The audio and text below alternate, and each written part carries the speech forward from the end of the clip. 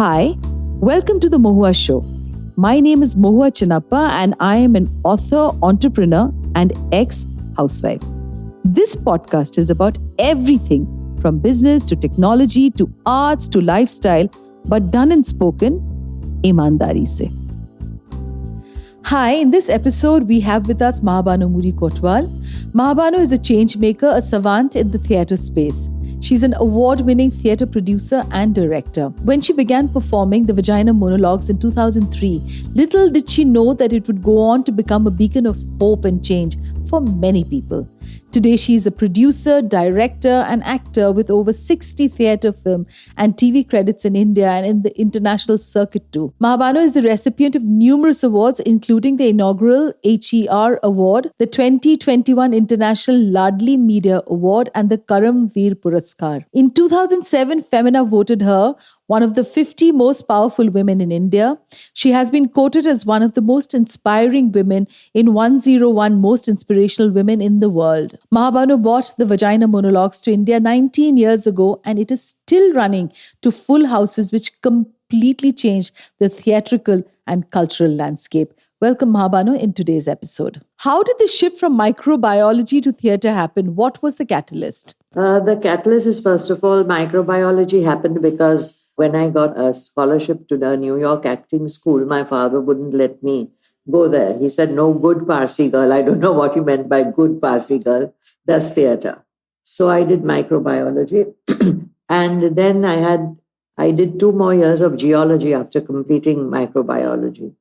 And then I didn't do anything. I went to America because I was working there to put my husband through college.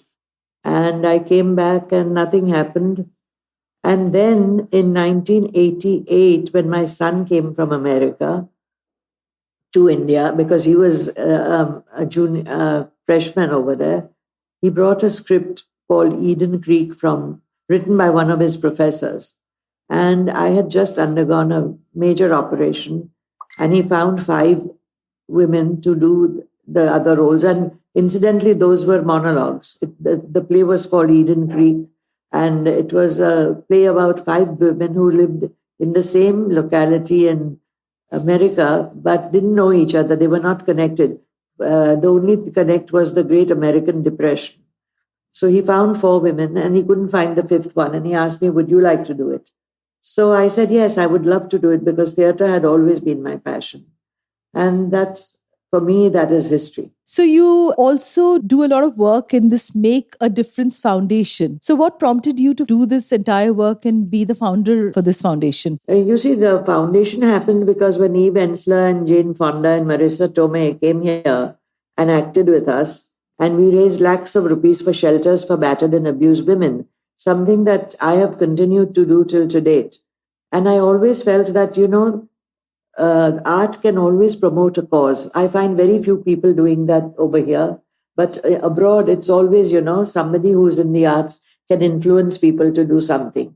And that's how our foundation started. Like you mentioned right at the start that you come from a Parsi background, how did gender become a focus in your work? Was there any influence in your life? No, actually, there wasn't, because I was an only child. And my mother and my parents had lost 2 boys, one before me and one after me. So I was queen of the realm and I could do whatever I want. I could do whatever I wanted to except go and act on stage. Abroad, over here, my father and mother used to come and watch me in school plays, but that was about it. So, vagina is one of the most terrifying word. And, of course, in India, we worship it as yoni, but still we don't speak about genitalia. Yeah, I also want to know, why is it an abusive word or why is it a bad word? Because I think the bad thing is when we teach our children not to know the actual biological term for these parts of our body. And we use stupid words like chichi, shushu, pee.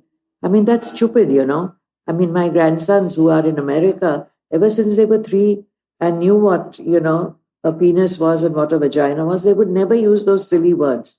And I wonder why Indians are so averse to it.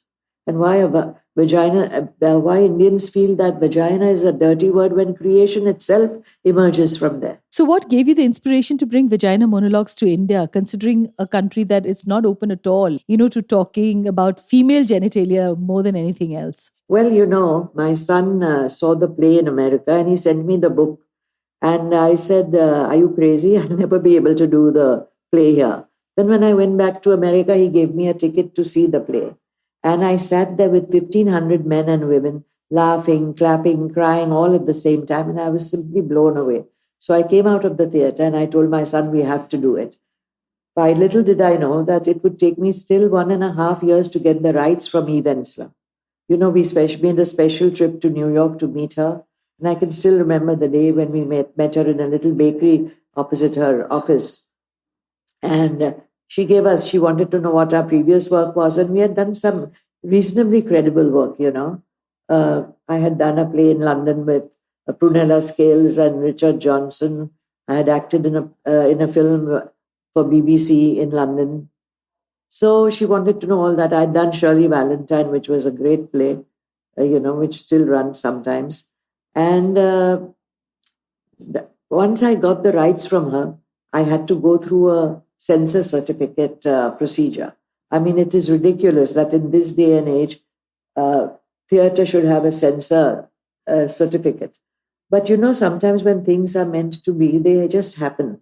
I was doing stand-up comedy. I was the first stand-up comedian in India in 1998, I think. Yeah, when stand-up was not even known about, So I was doing something for the BBC at the Taj Palace over here in Bombay. And they had brought another stand-up from England. And this one girl comes up to me and she says, so what are you doing, madam? She was an Indian girl. What is your next project? So I said, my next project is not going to take off because it's a play called... So she said, but what is it?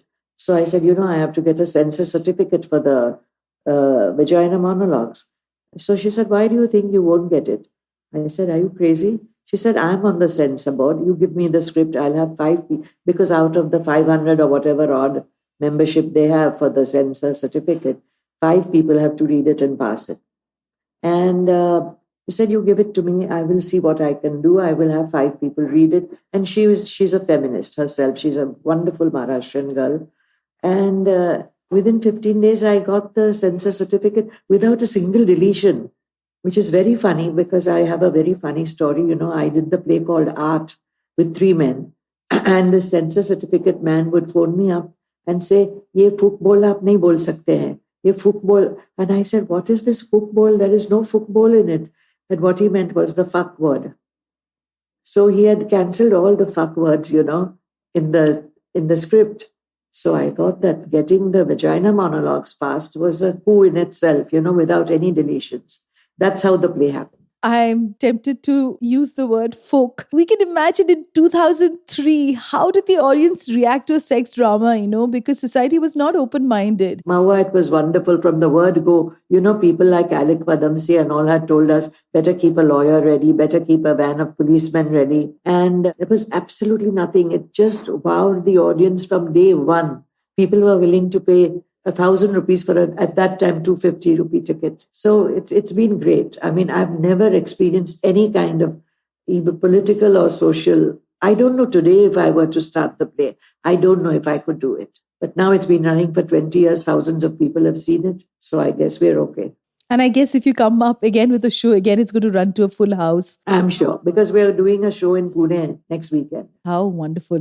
So, I just wanted to delve a little more deeper and ask you, why do you think that women can never, ever love their vaginas? Is it a cultural? Is it how we've been trained to not look at ourselves as sexual beings, as women with body parts that needs to be hidden? Why do you think so? Because I think that society, as a rule, is very patriarchal. We've been told not to like our vaginas. We have been told that our vaginas are something to be ashamed of. We've been told this by our parents, by our teachers. And the worst thing is, according to me, I know people are not going to agree, I think religion has played a major part in making a woman feel bad about herself. We all have to be Sitas and Gitas and Parvatis and Lakshmis. and yet they will rape us, and yet they will murder us, and yet they will chop us. So, Mahabano, how difficult is it for you to be you? Because considering that you brought in such a bold theme, into mainstream theatre in India, have you ever had any situations where you felt that maybe you shouldn't have done this, or you should probably push the boundary even further? Never, never. I have never felt this. We keep comment books outside the auditorium so that people can, write their comments about what they felt about the play. And we've got books and books and books over 20 years. And would you believe it if I told you that I've only had 2 instances where one person wrote, a man from Hyderabad wrote, "This is all bullshit." And the second instance was when Jane Fonda came here, we did a reading of another of Eve Ensler's play at the President Hotel here in Bombay. And 2 directors from the vernacular theatre came up to me and said, "But madam, your play is very titillating." And I said, if you think abuse of the vagina and if you think abuse and rape of women is titillating, then you should have your minds checked. In fact, I'll tell you a very good instance that happened. I was on a TV panel when they were discussing whether art has any effect on society. And so there was one gentleman from the BJP. And when the anchor asked him that question, that do you think art helps society? And he pointed to me and he said, "Yes, look at Madam's play." I tell you, orgasmic sigh of relief. How fantastic is that? I mean, it's amazing what you've been able to do, Mahabano, in the world of theatre. Thank you for being in today's podcast. And we look forward for the play to be running once again full house in Bangalore, Delhi, Bombay, and all over, because I think the conversation about our bodies needs to be addressed more openly than what it is. And I know that we're reaching there. Thank you. Thank you so much. Thank you, Mahabano. To you, our dearest listeners, you can find us on your favorite streaming services, Spotify, Amazon Music, Apple Podcast, and of course on all other major streaming services. With loads of love, we are The Mohua Show, where we talk imandari se.